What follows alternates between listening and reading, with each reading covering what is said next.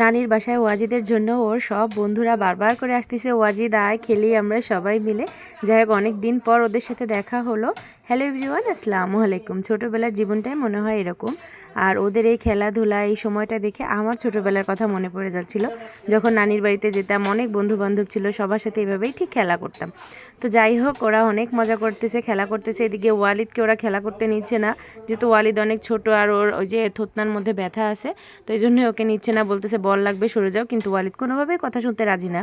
তো বললাম যে ওয়ালিদকে একটু ব্যাটটা দাও, ও আস্তে করে একটু খেলুক, দেখুক পারি নাকি।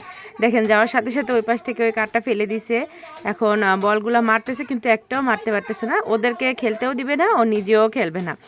আর ওর ওই গালে ব্যথা নিয়েও কিন্তু ও প্রচুর দৌড়াদৌড়ি করতেছে, খেলাধুলা করতেছে, দুষ্টুমি করতেছে। বাচ্চাদের কাজই এরকম যে দুষ্টুমি করবে, খেলাধুলা করবে, যতই ব্যথা থাকুক, যাই হোক ব্যথাটা অনুভব হয় না।